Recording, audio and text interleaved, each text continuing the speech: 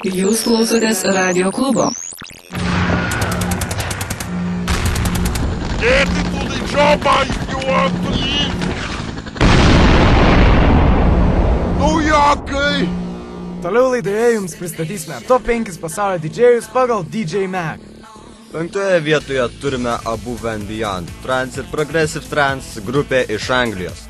Jie turi savo muzikos laidą Trance Around the World. Jie muziką užsiema jau nuo 2000 metų. Ketvirtoje vietoje mūsų anksčiau apšnekėtasis Deadmau5. O jeigu jūs praleidote, ką mes kalbėjome apie jį, tai jis yra Joel Thomas Zimmerman iš Kanados, kuris kuria progressive, elektro ir house muziką. Aktyviai sukasi muzikos pasaulyje jau nuo 2005 metų. Ir trečioje vietoje turime Tiesto, DJs Michael Verbes, trance, progressive trance, house, electro house, progressive house, downtempo ir drum and bass DJs iš Olandijos. Muziką užsiema nuo 1994 metų. Jam dabar apie 42 metus. Ir antroje vietoje yra Pierre David Guetta, house, electro house ir hip house DJs iš Prancūzijos. Jis muzikos pasaulyje sukasi jau nuo 1984 metų, o Facebook'e turi per 10 milijonų draugų. Ir pirmoje vietoje turime Armin van Buuren, nors aš jam pirmos vietos tikrai neduočiau.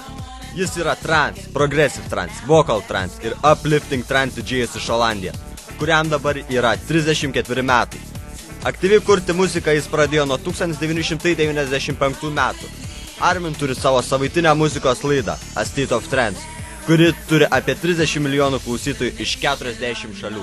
Martynai, o jeigu Arminui neskirtum pirmos vietos, tai kam skirtum? Jeigu atsižvelgtumėme į muzikos kūrimą, tada aš pirmą vietą atiduočiau Swedish House Mafia. Benai, o kamgi tu skirtum pirmąją vietą? Na, aš pirmąją vietą skirčiau Davidui Guetta. Kodėlgi tu jam skirtum pirmąją vietą? Na, jisai yra mano mėgstamiausias didžėjus.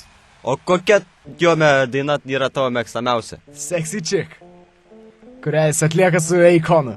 Taigi, mėly klausytojai, susitiksime po kelių minučių.